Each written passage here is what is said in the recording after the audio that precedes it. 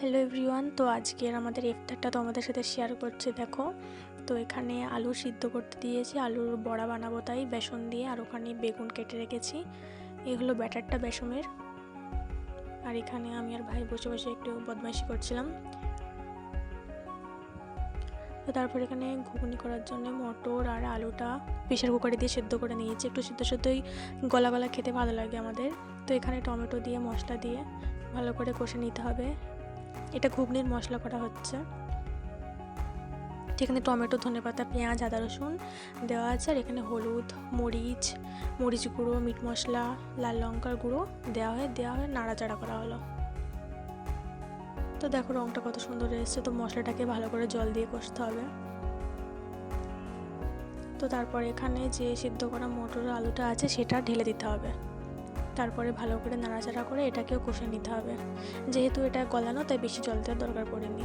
তো এখানে আমাদের তেলও গরম হয়ে গেছে। তো ফার্স্টে আমি যে আলুর বড়াগুলো ছিল সেগুলো ভেজে নিচ্ছিলাম। তো দেখো এখানে কত সুন্দর ফুলবে বড়াগুলো।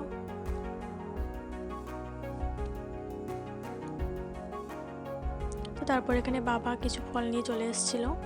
তো তরমুজ যেগুলো বাড়িতে ছিল না, তো বাবাকে ফোন করেছিলাম, তো বাবা নিয়ে চলে এসছে। আর এখানে আমার বড়াগুলো একে একে ভাজা হচ্ছে। তারপরে আমি এখানে বেগুনি দিয়েছি। বেগুনিটা কত সুন্দর ফুলবে একবার দেখো। আমি কিন্তু চপ করতে খুব সুন্দরই পারি। তো বাড়ির যা চপ টপগুলো করতে হলে মা আমাকেই দেয় করতে, তো আমি করছি। আমাদের বাড়িতে বেগুনিটা সবাই খেতে খুব পছন্দ করে আমার হাতের। তো এখানে আমার চপ ভাজা প্রায় রেডি। তো পাপা বললাম যে বাজার করে আসলো। তো ওখানে চিকেন এনেছিল। আমার ভাই প্রত্যেক দিনই চিকেন পকোড়া খায়, তো ওখানে চিকেনটা ম্যারিনেট করে রেখে দিচ্ছিলাম।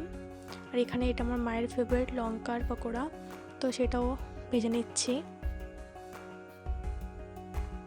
আর এখানে চিকেনটা ম্যারিনেট করছি। টক দই, কাঁচা লঙ্কা আর কিছু গুঁড়ো মশলা ছিল, হলুদ, ঝাল, মিট মশলা, এদিকে কর্নফ্লাওয়ার ছিল। তো ওগুলো দেখতে পাচ্ছ তোমরা। ভালো করে ম্যারিনেশন করে ভেজে নিলাম। আর এই হলো আমাদের ইফতার পুরো ফুল রেডি।